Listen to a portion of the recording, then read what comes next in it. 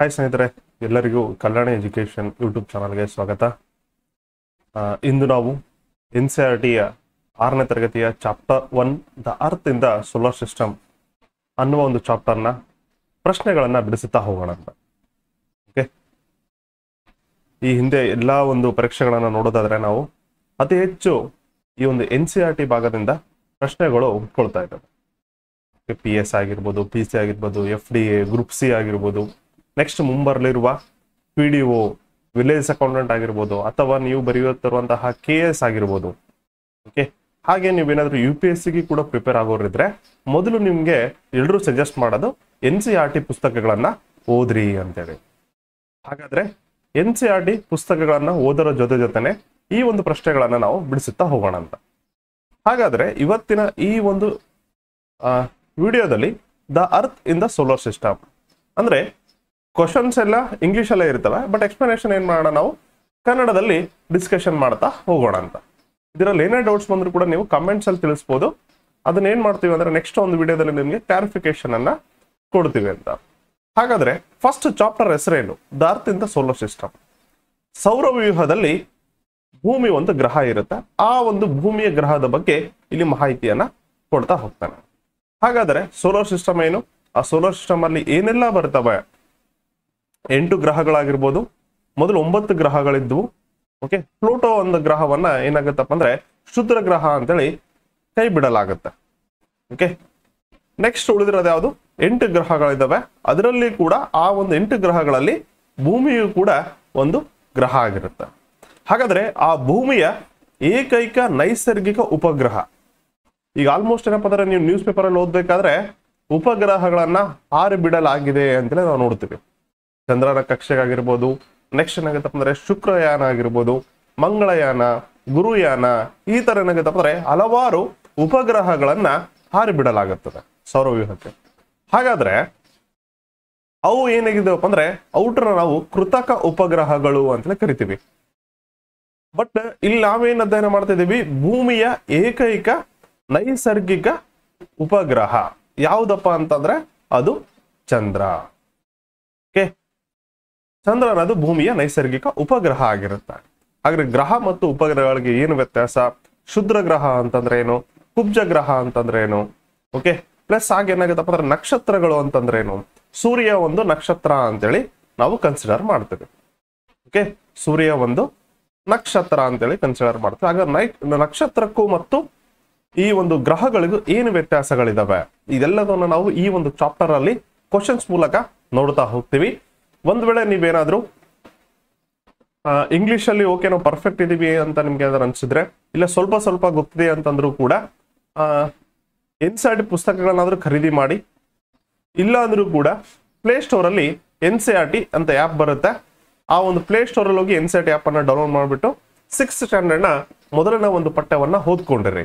ಓದ್ಕೊಂಡ್ಮೇಲೆ ನೀವು ಇಲ್ಲಿ ಉತ್ತರವನ್ನ ಮಾಡೋಕೆ ಈಸಿ ಆಗುತ್ತೆ. ಓಕೆ, ಜಸ್ಟ್ ಏನಿಲ್ಲ, ನಾವು ಏನ್ ಮಾಡ್ತಾ ಇದೀವಿ ಅಂದ್ರೆ ಈ ಚಾಪ್ಟರ್ ಎಲ್ಲ ಮುಗಿದ್ಮೇಲೆ ಕ್ವಶನ್ಸ್ ಕೊಡ್ತಾರೆ, ಅದಿಲ್ಲ ಆ ಕ್ವಶನ್ಸ್ ನಾವು ಡಿಸ್ಕಷನ್ ಮಾಡ್ತಾ ಹೋಗೋಣ ಅಷ್ಟೇ. Answer the following questions briefly. ಏನ್ ಸರ್ ನೀವು 6th ಸ್ಟ್ಯಾಂಡರ್ಡ್ ಎಕ್ಸ್ಪ್ಲೇನ್ ಮಾಡ್ತಾ ಇದೀರಾ? ನಾವೆಲ್ಲ ಚಿಕ್ಕ ಮಕ್ಕಳೆಲ್ಲ, ನಾವೆಲ್ಲ ಡಿಗ್ರಿ ಮುಗಿಸಿದೀವಿ, ಸಮಥಿಂಗ್ ಏನೋ ಇಂಜಿನಿಯರಿಂಗ್ ಮಾಡಿದೀವಿ, ಇಷ್ಟೆಲ್ಲ ಓದ್ಬಿಟ್ಟು ಮತ್ತೆ 6th ಸ್ಟ್ಯಾಂಡರ್ಡ್ ಓದ್ಬೇಕಂತಂದ್ರೆ ಎಸ್ ಅಫ್ಕೋರ್ಸ್ ಓದ್ಲೇಬೇಕಾಗುತ್ತೆ. ಪ್ಲಸ್ ನೆನ್ಪಿರ್ಲಿ ಸ್ನೇಹಿತರೆ, ನೀವೇನಾದ್ರೂ UPSC ಕ್ರ್ಯಾಕ್ ಮಾಡಬೇಕಾದ್ರೂ ಕೂಡ, ಅಥವಾ UPSC ನೀವು ಟಾಪರ್ಸ್ ಅನ್ನ ಕೇಳ್ರಿ, ಟಾಪರ್ ಸ್ಟಾಕ್ ಅಂತ ಎಲ್ಲ ಇರುತ್ತೆ. ಇತ್ತೀಚೆಗೆ ಕೂಡ ಕರ್ನಾಟಕದಿಂದ ತುಂಬಾ ಜನ ಈ ಒಂದು UPSC ಅನ್ನ ಕ್ರ್ಯಾಕ್ ಮಾಡಿದ್ದಾರೆ. ದಯವಿಟ್ಟು ಯಾರು IAS GS ಅಂತ ಅನ್ನಕ್ ಹೋಗ್ಬಿಡ್ರಿ, IAS ಎಕ್ಸಾಮ್ ಅಂತ ಅನ್ನಕ್ ಹೋಗ್ಬೇಡದು. UPSC ಎಕ್ಸಾಮ್ ಅನ್ರಿ. Okay, union public service commission ಅಂತೇಳಿ, ಇದರಲ್ಲಿ IAS ಅನ್ನೋದು ಒಂದು ಕ್ಯಾಡರ್ ಮಾತ್ರ. ಓಕೆ, ಗ್ರೂಪ್ A ಪೋಸ್ಟ್ ಇರುವಂತ IAS ಅನ್ನೋದು ಜಸ್ಟ್ ಕ್ಯಾಡರ್ ಅಷ್ಟೇ. IAS, IPS, IRS, IFS ಇವೆಲ್ಲ ಕ್ಯಾಡರ್ಗಳು. ತುಂಬಾ ಜನ IAS ಕೋಚಿಂಗ್ ಸೆಂಟರ್ ಈ ತರ ಹಾಗಿರ್ತಾರೆ. UPSC ಅಂತ ನೀವು ಸ್ವಲ್ಪ ತಿದ್ದುಪಡಿ ಮಾಡ್ಕೊಳ್ರಿ. ಓಕೆ, ಹಾಗಾದ್ರೆ ಜಸ್ಟ್ ನೋಡ್ರಿ, how does A planet differ from star ಅಂತ ಕೇಳಿದಾನೆ. ಜಸ್ಟ್ ಒಂದು ಚಿಕ್ಕ ಕ್ವಶನ್ ಕೇಳಿದಾನೆ. ಏನಪ್ಪಾ ಅಂತಂದ್ರೆ ಗ್ರಹ ಸ್ಟಾರ್ ಅಂದ್ರೆ ನಕ್ಷತ್ರಕ್ಕೂ ಮತ್ತು ಗ್ರಹಕ್ಕೆ ಏನು ವ್ಯತ್ಯಾಸ ಇದೆ ಅಂತ ಕೇಳಿದಾನೆ. ಏನ್ ವ್ಯತ್ಯಾಸ ಇದೆಯಪ್ಪ? ಸಿಂಪಲ್ ಕ್ವಶನ್ ಇದೆ. ಓಕೆ, ಇದು ಸ್ಟಾರ್ ನೋಡ್ರಿ, ನಕ್ಷತ್ರ ಸ್ವಯಂ ಬೆಳಕನ್ನ ಹೊಂದಿರುತ್ತೆ, ಸ್ವಯಂ ಶಕ್ತಿಯನ್ನ ಹೊಂದಿರುತ್ತೆ. ಓಕೆ, ಬಟ್ ಪ್ಲಾನೆಟ್ ಹಂಗಲ್ಲ. ನಕ್ಷತ್ರದ ಬೆಳಕಿನಿಂದ ಏನಾಗುತ್ತಪ್ಪ, ಅದು ಪ್ರಜ್ವಲಿಸುತ್ತದೆ. ಓಕೆ, ಹಾಗೇನಪ್ಪ ಅಂದ್ರೆ ತನ್ನಲ್ಲಿ ಯಾವುದೇ ರೀತಿಯಾದಂತ ಶಕ್ತಿಯನ್ನು ಉತ್ಪಾದನೆ ಮಾಡಲ್ಲ. ಸ್ಟಾರ್ ಸಂಘ ತಮ್ಮಲ್ಲಿ ತಾವು ಏನಪ್ಪ ಅಂದ್ರೆ ಶಕ್ತಿಯನ್ನು ಉತ್ಪಾದನೆ ಮಾಡ್ತದಲ್ಲ ಅದು. ಹಾಗಾದ್ರೆ ಇಲ್ಲಿ ನೋಡ್ತಾ ಹೋಗೋಣ. ಇದೆಲ್ಲ ಕೊಟ್ಟಿರೋದೇನಪ್ಪ ಅಂದ್ರೆ ಬುಕ್ ಮ್ಯಾಟ್ರೆ, ಈ ಪುಸ್ತಕದ ಅಥವಾ ಈ ಚಾಪ್ಟರ್ ಅಲ್ಲಿ ನೀಡಿರುವಂತಹ ಮ್ಯಾಟ್ರೆ ಆಗಿರುತ್ತೆ. The sun, the moon and all those objects shining in the night sky are called celestial bodies. Okay, ಈ ಆಕಾಶದಲ್ಲಿ ನೋಡಿದಾಗ ತುಂಬಾ ಒಂದು ಆಕಾಶ ಕಾಯಗಳು ಮಿನುಗುತ್ತಿರ್ತವೆ, ಹೊಳಿತಾ ಇರ್ತವೆ. ಆ ಹೊಳೆಯುವಂತಹ ಎಲ್ಲಾ ಒಂದು ವಸ್ತುಗಳೇನಾಗಿರ್ತಾವಪ್ಪ ಅಂತಂದ್ರೆ, ಅಥವಾ ಒಂದು ಆಬ್ಜೆಕ್ಟ್ಸ್ ಏನಾಗಿರ್ತಪ್ಪ ಅಂದ್ರೆ, ಅವೆಲ್ಲವೂ ಕೂಡ ಸೆಲೆಸ್ಟಿಯಲ್ ಬಾಡೀಸ್ ಅಂತೇಳಿ ಕರಿತೀವಿ ನಾವು. Some celestial bodies are very big and hot, they are made up of gases. ಈಗ ಫಾರ್ ಎಕ್ಸಾಂಪಲ್ ನೋಡ್ರಿ, ಭೂಮಿಯನ್ನ ನೋಡೋದಾದ್ರೆ ಇದು ಯಾವುದರಿಂದ ಮಾಡಲ್ಪಟ್ಟಿದೆ? ಇದು ಸಾಲಿಡ್ ಪಾರ್ಟಿಕಲ್ ಇಂದ ಮಾಡಲ್ಪಟ್ಟಿದೆ, ಮಣ್ಣು, ಗುಡ್ಡ, ಈ ತರ. ಬಟ್ ಅದೇ ನಾವೇನಾದ್ರು ಗುರುಗ್ರಹ ಆಗಿರ್ಬೋದು, ಶನಿ ಗ್ರಹ, ಯುರೇನಸ್, ನೆಪ್ಚೂನ್ ನೋಡೋದಾದ್ರೆ ಇದೆಲ್ಲವೂ ಕೂಡ ಇವುನ ಹೊರಗ್ರಹ ಅಂತ ಕರಿತೀವಿ. ಇವೇನಿದಾವಲ್ಲ ಗ್ಯಾಸಿಯಸ್ ಫಾರ್ಮೇಶನ್ ಲಿಂದ ಆದಂತಹ ಗ್ರಹಗಳು ಆಗಿರ್ತವೆ. ಕೆಲವೊಂದು ಏನಾಗಿದ್ದಾವೆ ಗ್ಯಾಸಸ್ ಲಿಂದನೂ ಕೂಡ ಫಾರ್ಮೇಶನ್ ಆಗಿದೆ. Next, they have their own heat and light which they emit in the large amounts. These celestial bodies are called stars. The sun is a star. Okay, ಕೆಲವೊಂದು ಏನಾಗಿತ್ತಪ್ಪ ಅಂದ್ರೆ ತುಂಬಾ ಬೃಹದಾಕಾರದಂತಹ ಒಂದು ಗ್ಯಾಸ್ ನಿಂದ ಫಾರ್ಮೇಶನ್ ಆದಂತಹ ಒಂದು solid particles ಇರ್ತವೆ. Okay, ಅವೇನಿದೆಯಪ್ಪ ಅಂದ್ರೆ ತಮ್ಮ ಸ್ವಂತವಾದಂತಹ ಬೆಳಕನ್ನು ಹೊಂದಿರುತ್ತೆ. ಮತ್ತೇನಪ್ಪ ಅಂದ್ರೆ ಇಲ್ಲಿ ಲೈಟ್ ಅನ್ನು ಕೂಡ ಹೊರಸೂಸುತ್ತೆ. ಇಂತಹ ಒಂದು ಬಾಡಿಗಳಿಗೆ ಏನಂತ ಕರಿತೀವಿ ನಾವು? ಸ್ಟಾರ್ಸ್ ಅಂತೇಳಿ ಕರಿತೀವಿ, ನಕ್ಷತ್ರಗಳು ಅಂತೇಳಿ ಕರಿತೀವಿ. ಹಾಗೆ ಇಲ್ಲಿ ಏನ್ ಕೊಟ್ಟಿದ್ದೇನೆ? The sun is a star, ಸೂರ್ಯನು ಕೂಡ ಒಂದು ನಕ್ಷತ್ರ. ಒಂದಿಲ್ಲಿ ಏನ್ ಅರ್ಥ ಆಯ್ತು? They have their own heat and light. Okay, ಅವು ಸ್ವಂತದಾದಂತಹ ಈ ಒಂದು ಶಾಖ ಮತ್ತು ಬೆಳಕನ್ನ ಹೊಂದಿದ್ರೆ ಅದನ್ನೇನಂತ ಕರಿತೀವಿ? ನಕ್ಷತ್ರ ಅಂತೇಳಿ ಕರಿತೀವಿ. ಇಲ್ಲಿ some celestial bodies do not have their own heat and light. ಯಾವ ತಮ್ಮ ಸ್ವಂತ ಈ ಒಂದು ಬೆಳಕು ಮತ್ತು ಶಾಖವನ್ನು ಹೊಂದಿರುವುದಿಲ್ಲೋ ಅಂತಹ ಒಂದು ಬಾಡಿಗಳಿಗೆ ಏನಂತ ಕರಿತೀವಿ, ಅಥವಾ ಆ ಒಂದು ಸೆಲೆಸ್ಟಿಯಲ್ ಬಾಡೀಸ್ ಏನಂತ ಕರಿತೀವಿ ನಾವು? ಗ್ರಹಗಳು ಅಂತೇಳಿ ಕರಿತೀವಿ. ಓಕೆ, ಇಷ್ಟು ಡಿಫ್ರೆನ್ಸಿಯೇಷನ್ ಆಯ್ತು ಇದ್ರದ್ದು. ಮತ್ತೆ ಇಲ್ಲಿ ಒಂದು ಏನಾದ್ರು ಸಣ್ಣ ಪ್ರಶ್ನೆ ಕೇಳಿದ್ರೆ ಕೇಳ್ಬೋದು, PC ಅಂತಲ್ಲಿ ಏನಪ್ಪ ಅಂದ್ರೆ ಪ್ಲಾನೆಟ್ ಅನ್ನುವ ವರ್ಡ್ ಮೂಲತಃ ಯಾವ ಭಾಷೆಯಿಂದ ಬಂದಿದೆ ಅಂತ ಕೇಳ್ತಾನೆ. ಅದು ಯಾವ ಭಾಷೆ ಅಂದ್ರೆ ಗ್ರೀಕ್ ವರ್ಡ್ ಲಿಂದ ತೆಗೆದುಕೊಳ್ಳಲಾಗಿದೆ. ಪ್ಲಾನೆಟರಿ ಅನ್ನುವ ಒಂದು ವರ್ಡ್ ನಿಂದ ಈ ಒಂದು ಪ್ಲಾನೆಟ್ ಅನ್ನೋ ವರ್ಡ್ ಬಂದಿದೆ. ಅಂದ್ರೆ ಇದಂದ್ರೆ ವಾಂಡರರ್ಸ್ ಅಂತೇಳಿ ಅರ್ಥ. ಫಾರ್ ಎಕ್ಸಾಂಪಲ್ ಏನಾಗುತ್ತಪ್ಪ ಅಂದ್ರೆ ಗ್ರಹಗಳು ಏನಾಗ್ತಪ್ಪ ಅಂದ್ರೆ ಸೂರ್ಯನ ಸುತ್ತ ಅಂಡಾಕಾರ ವೃತ್ತದಲ್ಲಿ ತಿರುಗುತ್ತವೆ ಅಂತ ನಾವು ನೋಡ್ತೀವಿ. ಓಕೆ, ಈ ಫಾರ್ ಎಕ್ಸಾಂಪಲ್ ಭೂಮಿ ಕೂಡ ತಗೊಂಡ್ರು ಕೂಡ ಸೂರ್ಯನ ಸುತ್ತ ಒಂದು ಸುತ್ತಲೂ ಎಷ್ಟು ದಿನ ತೆಗೆದುಕೊಳ್ತದೆ? 365 ಡೇಸ್.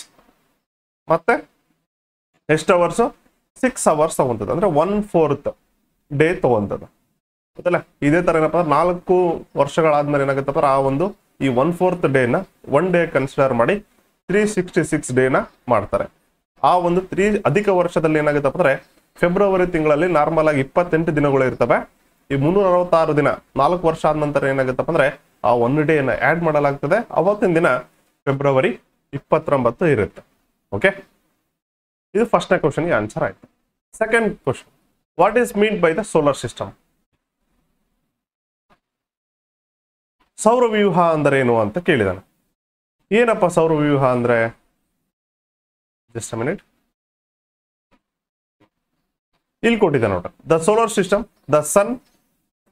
ಹಾಗಾದ್ರೆ ಸೌರವ್ಯೂಹ ಏನೆಲ್ಲ ಒಳಗೊಂಡಿರ್ತದೆ ಅಂತ ಕೊಟ್ಟಿದ್ದಾನೆ. ದ ಸನ್, ಸೂರ್ಯ ಒಂದು ನಕ್ಷತ್ರ ಒಳಗೊಂಡಿರ್ತದೆ. Next 8 planets. ಆಲ್ರೆಡಿ ಹೇಳಿದೆ ನಾನು, ಮೊದಲೇ 9 ಪ್ಲಾನೆಟ್ಸ್ ಇದ್ದು ಪ್ಲೂಟೋವನ್ನ ಗ್ರಹ ಎನ್ನುವ ಒಂದು ಸ್ಥಾನದಿಂದ ಬಿಟ್ಟುಕೊಡಲಾಗಿದೆ. ನೆಕ್ಸ್ಟ್ ಸಟಲೈಟ್ಸ್ ಅಂತಂದ್ರೆ ಉಪಗ್ರಹಗಳು ಅಂತಂದ್ರೆ ನೈಸರ್ಗಿಕ ಉಪಗ್ರಹಗಳು. And some other celestial bodies known as asteroids. Okay, asteroids belt ಅನ್ನ ಕಾಣ್ತೀವಿ ನಾವು ಮಂಗಳ ಮತ್ತು ಗುರು ಗ್ರಹದ ಮಧ್ಯದಲ್ಲಿ. ಈ ಆಸ್ಟೆರಾಯ್ಡ್ ಬೆಲ್ಟ್ ಅನ್ನ ಕಾಣ್ತೀವಿ. ನೆಕ್ಸ್ಟ್ ಮಿಟರಾಯ್ಡ್ಸ್. ಓಕೆ, ಉಲ್ಕೆಗಳು ಅಥವಾ ಉಲ್ಕ ಉಲ್ಕಪಾತಗಳು ಅಂತ ಹೇಳಿ ಕೂಡ ಕರಿತೀವಿ. Okay, form the solar system, ಇವೆಲ್ಲವನ್ನು ಒಳಗೊಂಡಿರುವಂತಹ ಒಂದು ಏನಂತಾರಲ್ಲ ಕುಟುಂಬವೇ ಈ ಸೌರವ್ಯೂಹ ಆಗಿರುತ್ತದೆ. ಓಕೆ, ಇದರಲ್ಲಿ ಮುಖ್ಯಸ್ಥ ಯಾರು ಅಂತ ಕರಿತೀವಿ ನಾವು? ಸೂರ್ಯ. ಓಕೆ, ಸೂರ್ಯನನ್ನೇ ಅಂತ ಕರಿತೀವಿ ಹೆಡ್ ಆಫ್ ದ ಫ್ಯಾಮಿಲಿ ಅಂತೇಳಿ ಕರಿತೀವಿ. ಯಾಕಪ್ಪ ಅಂತಂದ್ರೆ ಈ ಎಲ್ಲ ಗ್ರಹಗಳು, ಉಪಗ್ರಹಗಳಾಗಿರ್ಬೋದು, ಕ್ಷುದ್ರ ಗ್ರಹಗಳು, ಇವೆಲ್ಲವೂ ಕೂಡ ಈ ಒಂದು ಸೂರ್ಯನ ಸುತ್ತ ತಿರುಗುತ್ತದೆ ಮತ್ತೆ ಸೂರ್ಯನಿಂದನೇ ಬೆಳಕನ್ನ ಪಡೆಯುತ್ತದೆ. ಎರಡನೇ ಕ್ವಶನ್ ಆಯ್ತು. ನೆಕ್ಸ್ಟ್ ಥರ್ಡ್ ಕ್ವಶನ್ ನೋಡ್ರಿ, ಇವೆರಡು ಕ್ವಶನ್ ಕ್ಲಾರಿಟಿ ಸಿಕ್ತು ಅನ್ಕೊಂತೀನಿ. Next third question, name all the planets according to their distance from sun. ಇದು ಸೂರ್ಯ ಅಂತ ಕನ್ಸಿಡರ್ ಮಾಡಿದ್ರೆ ಸೂರ್ಯನಿಂದ ಬರುವಂತಹ ಗ್ರಹಗಳನ್ನ ನೀವು ಹೇಳ್ತಾ ಹೋಗ್ರಿ ಅಂತ ಕೇಳಿದ್ದಾರೆ. ಕನ್ನಡದಲ್ಲಿ ಹೇಳ್ಬೇಕಾದ್ರೆ ಮೊಟ್ಟ ಮೊದಲ ಒಂದು ಗ್ರಹ ಯಾವ್ದು ಬರುತ್ತೆ? ಸೂರ್ಯನಿಗೆ ಸಮೀಪವಾಗಿರುವಂತಹ ಗ್ರಹ ಬುಧ ಗ್ರಹ, ಮತ್ತು ಅತ್ಯಂತ ಚಿಕ್ಕದಾದಂತಹ ಗ್ರಹ ಕೂಡ ಬುಧ ಗ್ರಹನೇ ಆಗಿರುತ್ತೆ. ನೆಕ್ಸ್ಟ್ ಬರೋದು ಯಾವುದು? ಬುಧ ಆದ್ಮೇಲೆ ನೆನಪಿರ್ಲಿ ಗುರುವಾರ. ಬುಧವಾರ ಆದ್ಮೇಲೆ ಯಾವುದು? ಗುರುವಾರ. ಗುರುವಾರ ಬಿಟ್ಟು ನೆಕ್ಸ್ಟ್ ವಾರ ಯಾವ್ದು ಬರುತ್ತೆ? ಶುಕ್ರವಾರ. ನೆಕ್ಸ್ಟ್ ಬರುವಂತಹ ಗ್ರಹನೇ ಶುಕ್ರ ಗ್ರಹ ಆಗಿರುತ್ತೆ.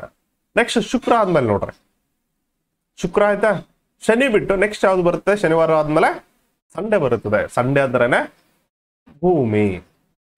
ನೆಕ್ಸ್ಟ್ ಭೂಮಿ ಆಯ್ತು. ಸಂಡೇ ಆದ್ಮೇಲೆ ನೆಕ್ಸ್ಟ್ ಏನ್ ಬರ್ತದೆ? ರವಿವಾರ ಆದ್ಮೇಲೆ ಸೋಮವಾರ ಬಿಟ್ಟು ಮಂಗಳವಾರ ಬರುತ್ತದೆ. ನೆಕ್ಸ್ಟ್ ಗ್ರಹ ಯಾವ್ದು ಬರ್ತದೆ? ಭೂಮಿ ಆದ್ಮೇಲೆ ಮಂಗಳ ಗ್ರಹ. ಮಂಗಳ ಆದ್ಮೇಲೆ ನೆಕ್ಸ್ಟ್ ನೋಡ್ರಿ ಬುಧ ಬಿಟ್ರೆ ನೆಕ್ಸ್ಟ್ ಯಾವ್ದು ಬರುತ್ತೆ? ಗುರು ಬರುತ್ತೆ, ಗುರುವಾರ. ಓಕೆ, ನೆಕ್ಸ್ಟ್ ಗುರುವಾರ ಆದ್ಮೇಲೆ ಶುಕ್ರವಾರ ಬಿಟ್ರೆ ಶನಿವಾರ ಬರುತ್ತೆ. ನೆಕ್ಸ್ಟ್ ಶನಿವಾರ. ನೆಕ್ಸ್ಟ್ ಯುರೇನಸ್ ಮತ್ತು ನೆಪ್ಚೂನ್. ಈ ರೀತಿ ಏನಪ್ಪ ಅಂದ್ರೆ ಸೂರ್ಯನಿಂದ ಗ್ರಹಗಳು ಈ ರೀತಿಯಾಗಿ ಇದಾವೆ ಡಿಸ್ಟೆನ್ಸ್ ನೋಡೋದಾದ್ರೆ. ಓಕೆ, ವಿಸ್ತೀರ್ಣನೇ ಬೇರೆ, ದೂರನೇ ಬೇರೆ. ಅಂತರದಲ್ಲಿ ನೋಡೋದಾದ್ರೆ ಬುಧ, ಶುಕ್ರ, ಭೂಮಿ, ಮಂಗಳ, ಗುರು, ಶನಿ, ಯುರೇನಸ್, ನೆಪ್ಚೂನ್. ಈ ರೀತಿ ಏನಪ್ಪ ಅಂದ್ರೆ 8 ಗ್ರಹಗಳು ಇದಾವೆ. ನೆನಪಿರ್ಲಿ, ಬುಧ ಮತ್ತು ಶುಕ್ರ ಗ್ರಹಗಳೇನಿದಾವೆ ಅಂದ್ರೆ ಇವೆರಡಕ್ಕೂ ಕೂಡ ಯಾವುದೇ ರೀತಿಯಾದಂತಹ ನೈಸರ್ಗಿಕ ಉಪಗ್ರಹಗಳು ಇಲ್ಲ. ಓಕೆ, ಹಾಗಾದ್ರೆ ಹೈಯೆಸ್ಟ್ ಉಪಗ್ರಹಗಳನ್ನು ಹೊಂದಿರುವಂತದ್ದು ಯಾವುದು? ಗುರು ಮತ್ತು ಶನಿ ಗ್ರಹಗಳು. ಹಾಗೆ ಇದರಲ್ಲಿ ಏನಾಗುತ್ತಪ್ಪ ಅಂದ್ರೆ ಈ 8 ಗ್ರಹಗಳಲ್ಲಿ ಇನ್ನೂ ಒಂದು ವಿಶೇಷತೆ ಹೇಳ್ಬಿಡ್ತೀನಿ, ನೀವು ಕೇಳ್ಕೊಂಡ್ಬಿಟ್ರೆ ಯೂಸ್ ಆಗದ್ರೆ ಆಗತ್ತೆ. ಎಲ್ಲಾ ಗ್ರಹಗಳು, ಓಕೆ, ಬುಧ, ಭೂಮಿ, ಮಂಗಳ, ಗುರು, ನೆಕ್ಸ್ಟ್ ಶನಿ ಆಗಿರ್ಬೋದು, ನೆಪ್ಚೂನ್ ಆಗಿರ್ಬೋದು, ಈ 6 ಗ್ರಹಗಳೇನಿದಾವೆ ಅಂದ್ರೆ ಓಕೆ ಆ ಪ್ರದಕ್ಷಿಣೆಯಾಗಿ ಆಂಟಿ ಕ್ಲಾಕ್ ವೈಸ್ ತಿರುಗ್ತದೆ. ಅಂದ್ರೆ ವೆಸ್ಟ್ ಟು ಈಸ್ಟ್ ತಿರುಗುತ್ತೆ ಗ್ರಹಗಳು. ಬಟ್ ಎಕ್ಸೆಪ್ಟ್ ಶುಕ್ರ ಮತ್ತು ಯುರೇನಸ್ ಗ್ರಹಗಳೇನಿದೆಯಪ್ಪ ಅಂದ್ರೆ ಇದು ಕ್ಲಾಕ್ ವೈಸ್ ತಿರುಗುತ್ತೆ, ಪೂರ್ವದಿಂದ ಪಶ್ಚಿಮದತ್ತ ತಿರುಗುತ್ತೆ. ಓಕೆ, ಸ್ವಲ್ಪ ಗಮನವಿಟ್ಟು ನೋಡ್ಕೊಂಡಿರಿ ಇವೆರಡು ಕಾನ್ಸೆಪ್ಟ್ ಅನ್ನ. ಓಕೆ, ಥರ್ಡ್ ಕ್ವಶನ್ ಆಯ್ತು ಸೀನ್ ಎದ್ದು. ಓಕೆ, ಇಲ್ಲಿ ಕೊಟ್ಟಿದ್ದಾರೆ ನೋಡ್ರಿ, ಮರ್ಕ್ಯೂರಿ, ವೀನಸ್ ಡಿಸ್ಟೆನ್ಸ್ ಇದು. ಓಕೆ, ಇದು ಅಪ್ರಾಕ್ಸಿಮೇಟ್ ಆನ್ ಎವರೇಜ್ ಅಂತ ಕೊಡ್ತಾರೆ. ಇದೇನಾಗುತ್ತಪ್ಪ ಅಂದ್ರೆ ಜನವರಿ 3, ಜುಲೈ 4 ಈ ತರ ಏನಾಗುತ್ತಪ್ಪ ಅಂದ್ರೆ ಕೆಲವೊಂದು ಡೇಸ್ ಬಂದಾಗ ಏರುಪೇರು ಆಗ್ತಿರ್ತದೆ. ಓಕೆ, ಅದು ನೆಕ್ಸ್ಟ್ ಹೇಳೋಣ ಅಂತ. ಪೆರಿಯಲಿಯನ್, ನೆಕ್ಸ್ಟ್ ಅಫೆಲಿಯನ್ ಅಂತೇಳಿ ಬರುತ್ತೆ, ನೀಚ ಸ್ಥಾನ ಮತ್ತು ಉಚ್ಚ ಸ್ಥಾನ ಅಂತೇಳಿ ಬರ್ತದೆ. ಈಗ ಆಲ್ರೆಡಿ ನೆಕ್ಸ್ಟ್ ನೋಡ್ರಿ, ಮರ್ಕ್ಯೂರಿ ಆದ್ಮೇಲೆ ಮರ್ಕ್ಯೂರಿ ಅಂದ್ರೆ ಬುಧ ಅಂತೇಳಿ ಅರ್ಥ. ನೆಕ್ಸ್ಟ್ ವೀನಸ್ ಅಂದ್ರೆ ಶುಕ್ರ, ನೆಕ್ಸ್ಟ್ ಅರ್ತ್ ಭೂಮಿ, ನೆಕ್ಸ್ಟ್ ಏನಪ್ಪ ಅಂದ್ರೆ ಮಾರ್ಸ್ ಅಂದ್ರೆ ಮಂಗಳ ಗ್ರಹ ಅಂತೇಳಿ ಅರ್ಥ. Next Jupiter. ಇವ್ರನ್ನೆಲ್ಲ ನಾವು ಒಳ ಗ್ರಹಗಳು ಅಂತ ಕರಿತೀವಿ. 4ನ ಈ ಉಳಿದಿರೋ 4 ಏನಾಗುತ್ತಪ್ಪ ಹೊರ ಗ್ರಹಗಳು ಅಂತೇಳಿ ಕರಿತೀವಿ. ಈ ನೋಡ್ರಿ, ಮಂಗಳ ಗ್ರಹ ಮತ್ತು ಈ ಒಂದು ಗುರು ಗ್ರಹದ ಮಧ್ಯದಲ್ಲಿ ಈ ಒಂದು ಆಸ್ಟರಾಯ್ಡ್ ಬೆಲ್ಟ್ಸ್ ಅನ್ನ ಕಾಣ್ತೀವಿ. Next Saturn, Uranus, Neptune. ಈ ಕಡೆ ಪ್ಲೂಟೋ ಇತ್ತು, ಇವಾಗಿಲ್ಲ. ಇಲ್ಲಿದೆ ನೋಡ್ರಿ inner planets. Okay, inner planets ಅಂದ್ರೆ ಇವು ಮರ್ಕ್ಯೂರಿ, ವೀನಸ್, ಅರ್ತ್, ಮಾರ್ಸ್. ಈ 4 ಗ್ರಹಗಳನ್ನ ಇನ್ನರ್ ಪ್ಲಾನೆಟ್ಸ್ ಅಂತ ಕರೆದ್ರೆ, ನೆಕ್ಸ್ಟ್ ಈ 4 ಗ್ರಹಗಳನ್ನ ಜುಪಿಟರ್, ಸಾಟರ್ನ್, ಯುರೇನಸ್, ನೆಪ್ಚೂನ್ ನ ಔಟರ್ ಪ್ಲಾನೆಟ್ಸ್ ಅಂತೇಳಿ ಕರಿತೀವಿ. ಓಕೆ, ಯಾಕಪ್ಪ ಅಂದ್ರೆ ಇವು ಸೂರ್ಯನಿಂದ ಬಹು ದೂರದಲ್ಲಿದ್ದಾವೆ. ಓಕೆ, ಹಾಗೆ ತುಂಬಾ ಸಲ ಯೂಟ್ಯೂಬ್ನ ಕೇಳ್ತಾನೆ ನೋಡ್ರಿ, ಸೂರ್ಯನ ಸುತ್ತ ತಿರುಗಲು ತೆಗೆದುಕೊಳ್ಳುವಂತಹ ಸಮಯವನ್ನ ಕೂಡ ಕೇಳ್ತಾನೆ, ಸ್ವಲ್ಪ ನೋಡ್ಕೊಳ್ರಿ. ಓಕೆ, ಸೂರ್ಯನ ಸುತ್ತಲೂ ಅತಿ ಕಡಿಮೆ ಅವಧಿ ತೆಗೆದುಕೊಳ್ಳುವಂತಹ ಗ್ರಹ ಯಾವ್ದಪ್ಪ ಅಂತಂದ್ರೆ ಅದು ಬುಧ ಗ್ರಹ ಆಗಿರುತ್ತದೆ. ಇದ್ರ ವಿಶೇಷತೆ. ನೆಕ್ಸ್ಟ್ ಜುಪಿಟರ್ ಅಂತ ಕನ್ಸಿಡರ್ ಮಾಡಿದ್ರೆ ಇಡೀ ಸೌರವ್ಯೂಹದಲ್ಲಿ ತನ್ನ ಸುತ್ತ ತಾನನ್ನು ಸುತ್ತಲು ಅಂದ್ರೆ ಅಕ್ಷಭ್ರಮಣ ಅಂತೇಳಿ ಕರಿತೀವಿ.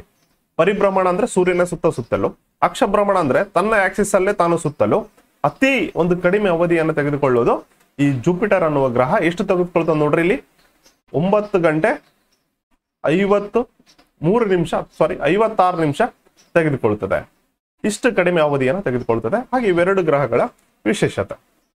ಗ್ರಹಗಳ ಬಗ್ಗೆ ನೆಕ್ಸ್ಟ್ ಒಂದು ಡೀಟೇಲ್ಡ್ ಆಗಿ ಅಧ್ಯಯನ ಮಾಡೋಣ ಅಂತ. ಜಸ್ಟ್ ಇಲ್ಲೊಂದು ಕೋಡ್ ಕೊಟ್ಟಿದೆ ನೋಡ್ರಿ, my very efficient mother just served us nuts ಅಂತೇಳಿ ಕೊಟ್ಟಿದ್ದಾನೆ ಕೋಡ್.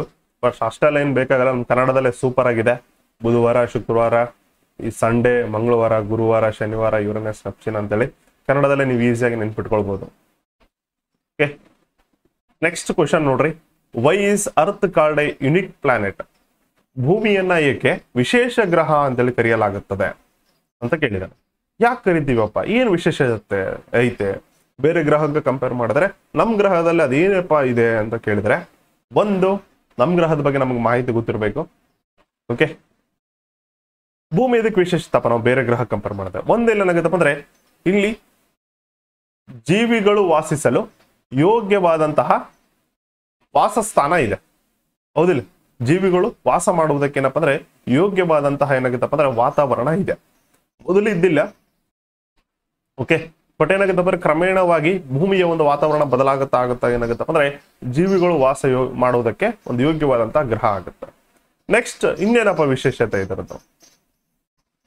ಓಕೆ, ಇದ್ರದ್ದು ಏನೆಲ್ಲ ಫ್ಯೂಚರ್ಸ್ ಇದೆ ಅನ್ನೋದನ್ನ ಇಲ್ಲಿ ನಾವು ನೋಡ್ತಾ ಹೋಗೋಣ ಅಂತ. The earth is the third nearest planet to the sun. ಇದು ಕ್ಲಾರಿಫಿಕೇಶನ್ ಆಯ್ತು ನಮಗೆ. Next, in size it is the 5th largest planet. Okay, ನಾವು ಸೈಜ್ ಅಲ್ಲಿ ನೋಡೋದಾದ್ರೆ ಇದು 5ನೇ ಅತಿ ದೊಡ್ಡ ಗ್ರಹ ಆಗುತ್ತೆ. ಜಸ್ಟ್ ನೀವು ಇಲ್ಲಿ ನೋಡ್ಬೋದು. ಫಸ್ಟ್ ದೊಡ್ಡದು ಯಾವ್ದಿದೆ? ಇಲ್ಲಿ ಜುಪಿಟರ್ ಇದೆ, ಸ್ಯಾಟರ್ನ್, ಯುರೇನಸ್, ನೆಕ್ಸ್ಟ್ ನೆಪ್ಚೂನ್ ಆದ್ಮೇಲೆ ನೆಕ್ಸ್ಟ್ ಗ್ರಹ ಬರೋದೆ ಅರ್ಥ ಆಗುತ್ತೆ. ಓಕೆ, ಗಾತ್ರದಲ್ಲಿ ನಾವೇನಾಗುತ್ತಪ್ಪ ಇದು 5ನೇ ಅತಿ ದೊಡ್ಡ ಗ್ರಹ ಆಗುತ್ತೆ. ಬಟ್ ಈ ಒಂದು ಡಿಸ್ಟೆನ್ಸ್ ಅಲ್ಲಿ ನೋಡೋದಾದ್ರೆ ಸೂರ್ಯನಿಗೆ ನಿಯರೆಸ್ಟ್ ಇರುವಂತಹ 3ನೇ ಗ್ರಹ ಆಗುತ್ತೆ. It is slightly flatted at the poles. ಸ್ವಲ್ಪ ಏನಾಗಿದೆಪ್ಪ ಅಂದ್ರೆ ಇದು ಈ ಒಂದು ಧ್ರುವದಲ್ಲಿ ಸ್ವಲ್ಪ ಈ ತರ ಬಾಗಿದೆ, ಟಿಲ್ಟ್ ಆಗಿದೆ. ಓಕೆ, ಭೂಮಿ ಯಾವಾಗಲೂ ಈ ತರ ಸ್ಟ್ರೇಟ್ ಆಗಿಲ್ಲ, ಸ್ವಲ್ಪ ಏನಾಗಿದೆಪ್ಪ ಅಂದ್ರೆ ಸ್ವಲ್ಪ ಬಾಗಿದೆ. That is why it shape is described as a geoid ಆಕಾರ. ಇದು ಕಂಪ್ಲೀಟ್ ಆಗಿ ಏನಪ್ಪಾ ಅಂತಂದ್ರೆ ರೌಂಡ್ ಶೇಪ್ ಅಲ್ಲಿ ಇಲ್ಲ. ಒಂದು ಗಮನಿಸಿ, ಸ್ವಲ್ಪ ಮೇಲೆ ಏನಾಗಿದೆಪ್ಪ ಅಂದ್ರೆ ಇದು ಈ ತರ ಫ್ಲಾಟ್ ಇದೆ. ಓಕೆ, ಸೊ ಇದನ್ನ ನಾವು ಆಲ್ಮೋಸ್ಟ್ ಏನಪ್ಪ ಅಂದ್ರೆ ಕಿತ್ತಾಳೆ ಆಕಾರ ಅಂತೇಳಿ ಕೂಡ ಕರೆಯಲಾಗುತ್ತದೆ. ಬಟ್ ಅಕ್ಯುರೇಟ್ ಆಗಿ ಹೇಳೋದಾದ್ರೆ ಈ ಆಕಾರವನ್ನು ಏನಂತ ಕರಿತೀವಿ ನಾವು? ಜಿಯಾಯ್ಡ್ ಆಕಾರ ಅಂತೇಳಿ ಕರಿತೀವಿ. Okay, next, conditions favourable to support life and probably found only on earth. ಇಲ್ಲಿ ಏನ್ ಕೊಟ್ಟಿದ್ದೇನಪ್ಪ ಅಂತಂದ್ರೆಗಿನ ಜೀವಿಗಳು ವಾಸ ಯೋಗ್ಯ ಮಾಡುವುದಕ್ಕೆ ಸಂಪೂರ್ಣ ವಾತಾವರಣವನ್ನು ಹೊಂದಿರುವಂತಹ ಏಕೈಕ ಗ್ರಹ ಅಂದ್ರೆ, ಫಾರ್ ಎಕ್ಸಾಂಪಲ್ ಸೋಲಾರ್ ಸಿಸ್ಟಮ್ ಅಲ್ಲಿ ಆ ಒಂದು 8 ಗ್ರಹಗಳಲ್ಲಿ ಕೇವಲ ಭೂಮಿಯಲ್ಲಿ ಮಾತ್ರ ಈ ಜೀವಿಗಳು ವಾಸ ಮಾಡುವುದಕ್ಕೆ ಯೋಗ್ಯ ಆಗಿದೆ ಅಂತ ಕೊಟ್ಟಿದ್ದಾನೆ. The earth is nicer too hot not two cold. ಇಲ್ಲಿ ಏನಾಗುತ್ತಪ್ಪ ಅಂದ್ರೆ ಭೂಮಿ ಪೂರ್ತಿ ಕೋಲ್ಡ್ ಆಗಿನೂ ಕೂಡ ಇಲ್ಲ, ಪೂರ್ತಿ ಹಾಟ್ ಆಗಿ ಕೂಡ ಇಲ್ಲ. ಅದೇ ನಾವೇನು ಬುಧ ಗ್ರಹವನ್ನ ನೋಡೋದಾದ್ರೆ ಇಲ್ಲಿ ಒಂದ್ ಸೈಡ್ ಏನಿರುತ್ತಪ್ಪ ಅಂತಂದ್ರೆ ಒಂದು ದಿಕ್ಕಿನಲ್ಲಿ 430ಕ್ಕೂ ಅಧಿಕ ಉಷ್ಣಾಂಶವನ್ನು ಹೊಂದಿರುತ್ತೆ. ಸೇಮ್ ಅದೇ ಸೈಡ್ ಏನಾಗಿರುತ್ತಪ್ಪ ಅಂದ್ರೆ ಸೂರ್ಯನ ನೆರಳಿನ ಪ್ರದೇಶ ಅಂದ್ರೆ ಉಳಿದಿರುವಂತಹ ಭಾಗ ಏನಾಗಿರುತ್ತಪ್ಪ ಅಂದ್ರೆ ಅತಿ ಕೋಲ್ಡ್ ಆಗಿರುತ್ತೆ. ಓಕೆ, ನೆಕ್ಸ್ಟ್ ನೀವೇನಾದ್ರು ಶುಕ್ರ ಗ್ರಹನ ನೋಡೋದಾದ್ರೆ ಅಲ್ಲಿ ಅತಿ ಹೆಚ್ಚು ಕಾರ್ಬನ್ ಡೈಆಕ್ಸೈಡ್ ಇರುವ ಕಾರಣದಿಂದಾಗಿ ಅಲ್ಲಿ ಅತಿ ಹೆಚ್ಚು ಹೀಟ್ ಪ್ರೊಡ್ಯೂಸ್ ಆಗ್ತಿರ್ತದೆ. ಓಕೆ, ಈ ತರ ಏನಾಗುತ್ತೆ ಬರೋ ಒಂದೊಂದು ಗ್ರಹದಲ್ಲಿ ಕೂಡ ಒಂದೊಂದು ಪ್ರಾಬ್ಲಮ್ಸ್ ಇದಾವೆ ಒಂದು ಜೀವಿಗಳು ವಾಸ ಮಾಡೋದಕ್ಕೋಸ್ಕರ. ಬಟ್ ನಮ್ಮ ಭೂಮಿಯಲ್ಲಿ ಏನಾಗಿದೆಪ್ಪ ಅಂದ್ರೆ ಸರಿಯಾದ ವಾತಾವರಣ ಇದೆ. ಆ ಕಡೆ ಪೂರ್ತಿ ಕೋಲ್ಡ್ ಇಲ್ಲ, ಪೂರ್ತಿ ಏನಾಗಿದೆಪ್ಪ ಅಂತಂದ್ರೆ ಈ ಒಂದು ಬಿಸಿ ಕೂಡ ಇಲ್ಲ. ಎಕ್ಸೆಪ್ಷನಲ್ ಇದೆ. ಅವೇನಾದ್ರೂ ಪೋಲ್ಸ್ ಕಡೆ ಹೋದ್ವಿ ಅಂತಂದ್ರೆ ಇಲ್ಲಿ ಮೇಲ್ಗಡೆ ಆರ್ಕಟಿಕ್ ಪ್ರದೇಶ, ಕೆಳಗಡೆ ಅಂಟಾರ್ಟಿಕ್ ಪ್ರದೇಶದಲ್ಲಿ ಹೋದ್ರೆ ಇಲ್ಲೆಲ್ಲವೂ ಕೂಡ ಮಂಜುಗಡ್ಡೆನೆ ಆವೃತವಾಗಿದೆ. ಅದೇ ರೀತಿಯಾಗಿ ನಾವು ಅಂಟಾರ್ಟಿಕ್ ಖಂಡವನ್ನು ನೋಡೋದಾದ್ರೆ ಶ್ವೇತ ಖಂಡ, ಬಿಳಿ ಖಂಡ ಅಂತ ಕರಿತೀವಿ. ಇಲ್ಲಿ ಯಾವುದೇ ರೀತಿಯಾದಂತಹ ಜೀವಿಗಳು ವಾಸಯೋಗ್ಯ ಇಲ್ಲ. ಎಕ್ಸೆಪ್ಟ್ ಪೆಂಗ್ವಿನ್ ಅವೆಲ್ಲ ಬಿಟ್ರೆ ಬೇರೆ ಯಾವುದೇ ರೀತಿಯಾದಂತಹ ಜೀವಿಗಳನ್ನ ನಾವಿಲ್ಲಿ ಕಾಣಲ್ಲ. Okay, the air has life supporting gases like oxygen. ಇಲ್ಲಿ ಜೀವಿಗಳಿಗೆ ಬೇಕಾದಂತಹ ಆಕ್ಸಿಜನ್ ಆಗಿರ್ಬೋದು, ನೈಟ್ರೋಜನ್ ಆಗಿರ್ಬೋದು, ನೆಕ್ಸ್ಟ್ ಸಮಥಿಂಗ್ ಸಲ್ಫರ್ ಆಗಿರ್ಬೋದು, ಈ ತರ ಎಲ್ಲಾ ರೀತಿಯಾದಂತಹ ಒಂದು ಗ್ಯಾಸಸ್ ಗಳನ್ನ ಹೊಂದಿದೆ. Next, because of these reasons the earth is a unique planet in this solar system. ಇವೆಲ್ಲವನ್ನ ಒಳಗೊಂಡಿರುವ ಕಾರಣದಿಂದಾಗಿ ಭೂಮಿಯನ್ನು ಏನಂತ ಕರಿತೀವಿ ನಾವು? ವಿಶೇಷ ಗ್ರಹ, ಯುನಿಕ್ ಪ್ಲಾನೆಟ್ ಅಂತೇಳಿ ಕರಿತೀವಿ. Next question, why do we C only one side of Moon always? ಇದು ನನಗೂ ಕೂಡ ಚಿಕ್ಕವನಿದ್ದಾಗ್ಲಿಂದ ತುಂಬಾ ಒಂದು ಇದೇನಪ್ಪ ಅಂದ್ರೆ ನಾವು ಒಂದ್ ಸೈಡ್ ಮಾತ್ರ ನೋಡ್ತೀವಿ.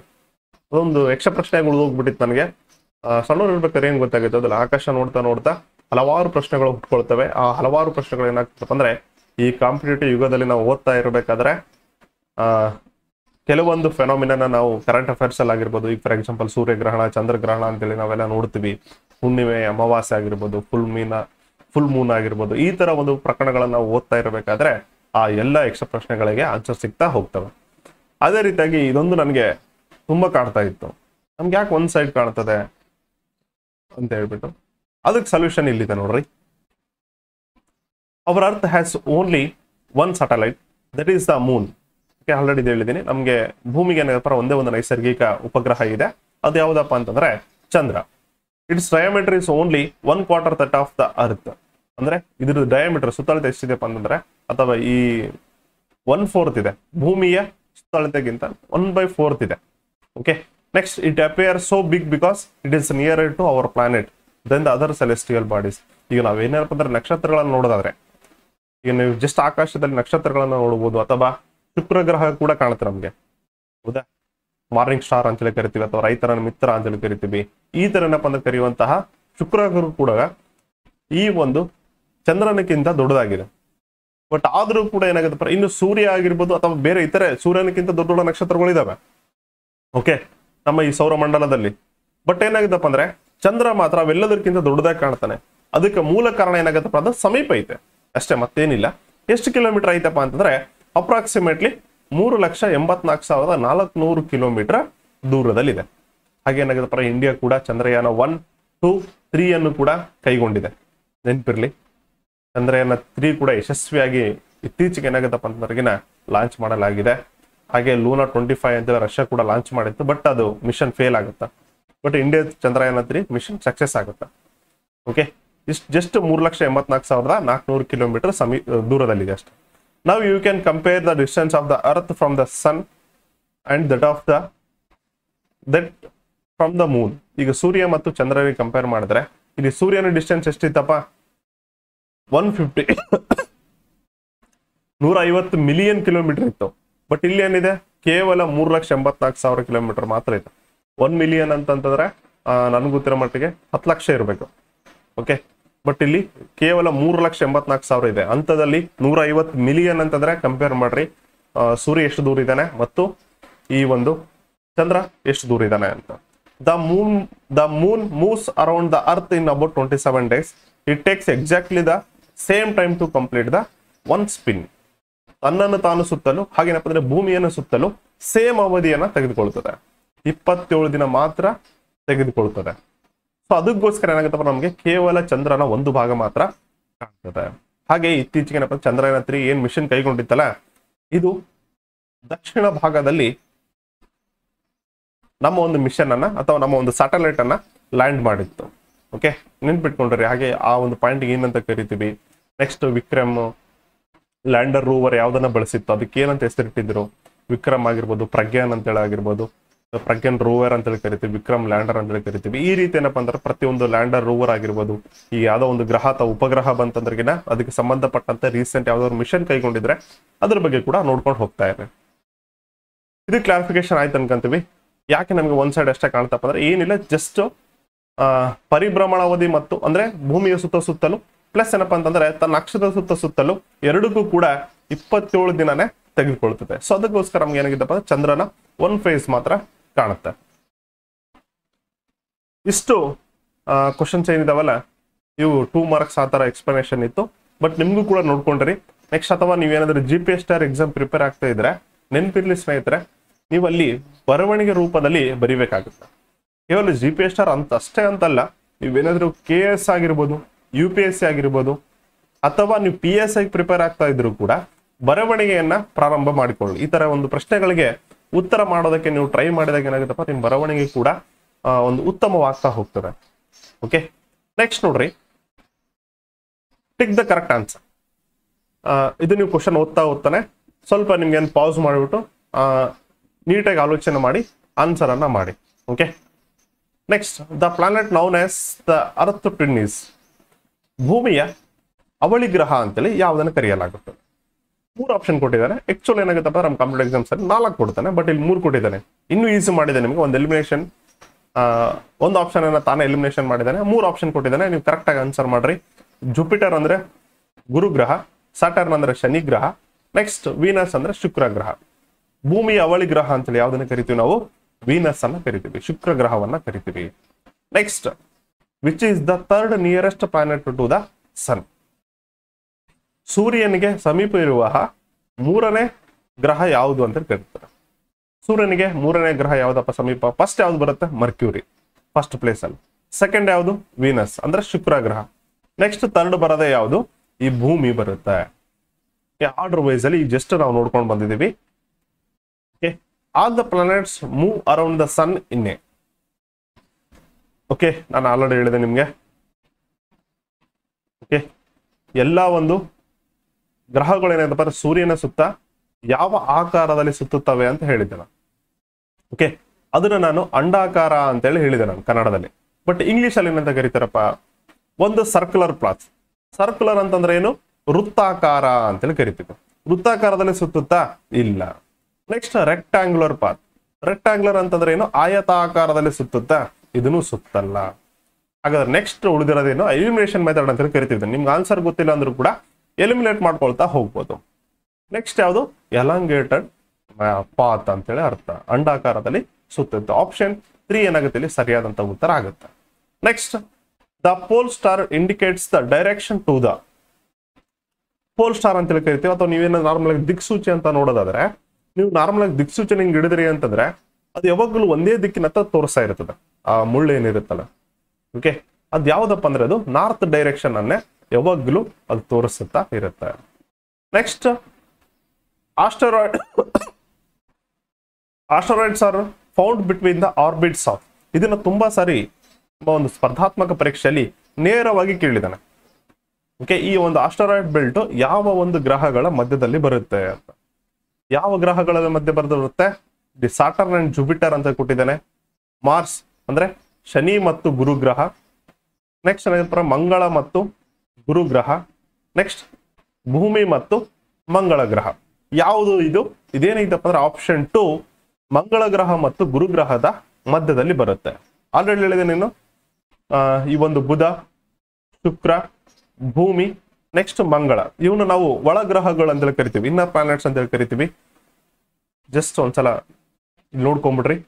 ಇವನೇನಂತ ಕರಿತೀವಿ? ಇನ್ನರ್ ಪ್ಲಾನೆಟ್ಸ್ ಅಂತೇಳಿ ಕರಿತೀವಿ, ಇವ್ರ ಔಟರ್ ಪ್ಲಾನೆಟ್ಸ್ ಅಂತೇಳಿ ಕರಿತೀವಿ. ಇವೆರಡನ್ನ ಡಿಫ್ರೆನ್ಸಿಯೇಷನ್ ಮಾಡದೆ ಈ ಆಸ್ಟರಾಯ್ಡ್ ಬೆಲ್ಟ್ ಅಂತೇಳಿ. ಆಸ್ಟರಾಯ್ಡ್ ಬೆಲ್ಟ್ ಏನಿದೆಪ್ಪ ಅಂದ್ರೆ ಇದು ಮಂಗಳ ಗ್ರಹ ಮತ್ತು ಗುರು ಗ್ರಹದ ಒಂದು ಮಧ್ಯದಲ್ಲಿ ಕಂಡು ಬರುತ್ತೆ. ಓಕೆ, 5 ಕ್ವಶನ್ಸ್ ಅನ್ನ ಕರೆಕ್ಟ್ ಆಗಿ ಹಾಕಿದ್ವಿ. ಇಲ್ಲಿ ಫಿಲ್ ಇನ್ ದ ಬ್ಲಾಂಕ್ಸ್ ಇದೆ. ಓಕೆ, ಬಿಟ್ಟು ಹೋದ ಸ್ಥಳವನ್ನ ತುಂಬಬೇಕು. A group of dash forming various patterns is called A dash ಅಂತೇಳಿ ಕೊಟ್ಟಿದ್ದಾನೆ. ಅಂದ್ರೆ ಯಾವುದೋ ಒಂದು ಕೆಲವೊಂದು ಗುಂಪುಗಳಿದಾವೆ, ಆ ಗುಂಪುಗಳ ರಚನೆಗೆ ಏನಂತ ಕರಿತೀವಿ ಅಂತ ಕರೀತಾರೆ. ಹಾಗಾದ್ರೆ ಇದಕ್ಕೆ ಸರಿಯಾದಂತ ಉತ್ತರ ನೋಡೋಣ. Okay, while watching the night sky you may notice various patterns formed by the different groups of stars.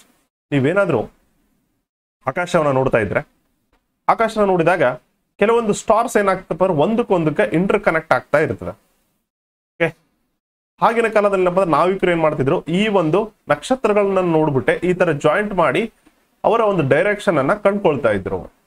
Okay, ಅಂದ್ರೆ ನಕ್ಷತ್ರಗಳನ್ನ, ಆ ಒಂದು ನಕ್ಷತ್ರಗಳ ಗುಂಪನ್ನ ನೋಡ್ಬಿಟ್ಟು ಅವ್ರು ಏನಾಗ್ತಪ್ಪ ಅಂದ್ರೆ ಒಂದು ಮ್ಯಾಪ್ ಅನ್ನು ಮಾಡ್ಕೊಳ್ತಿದ್ರು. ಈ ತರ ಒಂದು ಏನಾದ್ರಪ್ಪ ಅಂದ್ರೆ ಗುಂಪು ಕಾಣ್ತಾ ಇದೆ ಅಂದ್ರೆ ಡೈರೆಕ್ಷನ್ ಈ ಕಡೆ ಇದೆ, ಈ ಕಡೆ ಹೋದ್ರೆ ಈ ಒಂದು ಊರ್ ಬರುತ್ತೆ, ಈ ಒಂದು ಪ್ರದೇಶ ಬರುತ್ತೆ ಅಂತ ಕಂಡ್ಕೊಳ್ತಾ ಇದ್ರು. These are called constellations. For example ಏನಪ್ಪ ಅಂದ್ರೆ ಇವ್ರ ಏನಂತ ಕರಿತೀವಿ ನಾವು? ಕನ್ಸ್ಟಲೇಷನ್ಸ್ ಅಂತೇಳಿ ಕರಿತೀವಿ. ಫಾರ್ ಎಕ್ಸಾಂಪಲ್ ಇಂಡಿಯಾದಲ್ಲಿ ನಾವು ಸಪ್ತಋಷಿ ಅಂತೇಳಿ ಕರಿತೀವಿ. ಓಕೆ, ಅದನ್ನು ಕೂಡ ನಾವು ಕನ್ಸ್ಟಲೇಷನ್ ಅಂತೇಳಿ ಕರಿತೀವಿ. A group of stars forming various patterns is called constellations. Okay, next question ನೋಡೋಣ. ಇವಾಗ ಯಾವ್ದಾಯ್ತು? ಈಗ ಫಸ್ಟ್ ಒನ್ ಆಯ್ತು. Okay, a group of dash forming various patterns is called constellation. ಅಂದ್ರೆ a group of stars forming various patterns is called a constellations. Okay, next question, a huge system of stars is called. Okay, ಬೃಹತ್ ಒಂದು ನಕ್ಷತ್ರಗಳ ಗುಂಪನ್ನು ಏನಂತ ಕರಿತೀವಿ ಅಂತ ಕರಿತೀವಿ. Okay, ಏನಂತ ಕರಿತೀವಿ? ಹಾಗಾದ್ರೆ ಇದನ್ನ ನಾವು ಗ್ಯಾಲಕ್ಸಿ ಅಂತೇಳಿ ಕರಿತೀವಿ. ಓಕೆ, ಹಾಗಾದ್ರೆ ನಿಮ್ಗೆ ಅರ್ಥ ಆಗಿರುತ್ತೆ ಸ್ಯಾಮ್ಸಂಗ್ ಗ್ಯಾಲಕ್ಸಿ ಅಂತೇಳಿ ಎದಕ್ಕೆ ಕರೀತಾರೆ ಅಂತೇಳಿ. ಹಲವಾರು ನಕ್ಷತ್ರಗಳನ್ನ ಒಳಗೊಂಡಿರುವುದಕ್ಕೆ ಏನಂತ ಕರಿತೀವಿ ನಾವು, ಗ್ಯಾಲಕ್ಸಿ ಅಂತೇಳಿ ಕರಿತೀವಿ. ನೆಕ್ಸ್ಟ್ ಸಿ ನೋಡ್ರಿ, dash is the closest celestial body to our earth ಅಂತ ಕೊಟ್ಟಿದ್ದಾರೆ. ಅಂದ್ರೆ ಭೂಮಿಗೆ ಸಮೀಪವಿರುವಂತಹ ಅತ್ಯಂತ ಸಮೀಪ ಇರುವಂತಹ ಸೆಲೆಸ್ಟಿಯಲ್ ಬಾಡಿ ಯಾವುದು ಅಂತ ಕೇಳಿದ್ರೆ ಅದು ಯಾವುದಪ್ಪ ಅಂತಂದ್ರೆ ಚಂದ್ರ. ಯಾವುದು? ಮೂನ್. ಹೌದಲ್ಲ, ಚಂದ್ರ ಸಮೀಪ ಇದೆ ನಮ್ಗೆ. Next dash is the third nearest planet to the sun. Already ಇದನ್ನ ನಾವು ಇದರಲ್ಲಿ ಕೂಡ ನೋಡಿದೀವಿ 2 ಮಾರ್ಕ್ಸ್ ಎಕ್ಸ್ಪ್ಲನೇಷನ್ಸ್ ಅಲ್ಲಿ. ನೆಕ್ಸ್ಟ್ ಏನಾಗುತ್ತಪ್ಪ ಅಂದ್ರೆ ಪ್ರಿವಿಯಸ್ ಅಲ್ಲಿ ಕೂಡ ನಾವು ಟ್ರೂ ಆರ್ ಫಾಲ್ಸ್ ಅಲ್ಲಿ ಕೂಡ ನೋಡಿದೀವಿ. Next sun is the third nearest planet to the sun ಆಯ್ತು. Next planets do not have their own heat and light. Okay, ಹಾಗಾದ್ರೆ ಗ್ರಹಗಳು ಏನನ್ನ ಹೊಂದಿರುವುದಿಲ್ಲ ಅಂತ ಕೇಳಿದರೆ ಅವು ಸ್ವಂತ ಹೀಟ್ ಮತ್ತು ಲೈಟ್ ಅನ್ನ ಹೊಂದಿರುವುದಿಲ್ಲ. ಹಾಗಾದ್ರೆ ನಕ್ಷತ್ರಗಳು ಏನನ್ನ ಹೊಂದಿರ್ತಾವಪ್ಪ ಅಂತಂದ್ರೆ ಹೀಟ್ ಮತ್ತು ಲೈಟ್ ಅನ್ನೇ ಹೊಂದಿರ್ತವೆ. ಬಟ್ ಗ್ರಹಗಳು ಅವುಗಳ ಸ್ವಂತ ಒಂದು ಹೀಟ್ ಮತ್ತು ಲೈಟ್ ಅನ್ನು ಹೊಂದಿರೋದಿಲ್ಲ. ಅವು ನಕ್ಷತ್ರದ, ಫಾರ್ ಎಕ್ಸಾಂಪಲ್ ನಮ್ಮ ಒಂದು ಸೌರವ್ಯೂಹನ ಕನ್ಸಿಡರ್ ಮಾಡಿದ್ರೆ ಸೂರ್ಯನ ಬೆಳಕಿನ ಮೇಲೆ ಡಿಪೆಂಡೆಂಟ್ ಆಗಿರುತ್ತವೆ. ಓಕೆ, ನೆನಪಿರ್ಲಿ, ಈ ಒಂದು ಭೂಮಿಯ ಮೇಲೆ ಯಾವುದೇ ಒಂದು ಜೀವಿ ಜೀವಿಸ್ಬೇಕಾದ್ರೆ ಅದಕ್ಕೆ ಸೂರ್ಯನ ಬೆಳಕು ಅತಿ ಅವಶ್ಯಕ. ಓಕೆ, ಇಷ್ಟು ಈ ಒಂದು ಮೊದಲನೇ ಚಾಪ್ಟರ್ನ ಎಕ್ಸ್ಪ್ಲನೇಷನ್ ಆಗಿತ್ತು. The earth in the solar system ಅನ್ನೋದನ್ನ ಕಂಪ್ಲೀಟ್ ಆಗಿದೆ. ಈ ವಿಡಿಯೋ ನಿಮ್ಗೆ ಇಷ್ಟ ಆಗಿತ್ತು ಅಂತಂದ್ರೆ ಲೈಕ್ ಮಾಡೋದನ್ನ ಮರಿಬೇಡಿ ಸ್ನೇಹಿತರೆ. ಹಾಗೆ ಇದರಲ್ಲಿ ಏನಾದರೂ ಡೌಟ್ಸ್ ಬಂದಿತ್ತು ಅಂತಂದ್ರೆ ನೀವು ಕಮೆಂಟ್ ಬಾಕ್ಸ್ ಅಲ್ಲಿ ತಿಳಿಸಿ. ನೆಕ್ಸ್ಟ್ ಒಂದು ವಿಡಿಯೋದಲ್ಲಿ ನಾವು ಎಕ್ಸ್ಪ್ಲನೇಷನ್ ಅನ್ನ ಮಾಡ್ತೀವಿ. ಹಾಗೆ ಇದೇ ರೀತಿಯ ನೆಕ್ಸ್ಟ್ ಒಂದು ವಿಡಿಯೋ ಕೂಡ ಇದೆ, ಗ್ಲೋಬ್ ಲ್ಯಾಟಿಟ್ಯೂಡ್ಸ್ ಅಂಡ್ ಲ್ಯಾಂಗಿಟ್ಯೂಡ್ಸ್ ಅಂತೇಳಿ ನಮ್ಮ ಕರ್ನಾಟಕ ಪುಸ್ತಕದಲ್ಲಿ ಕೂಡ ಇದೆ. ಅಕ್ಷಾಂಶ ಮತ್ತು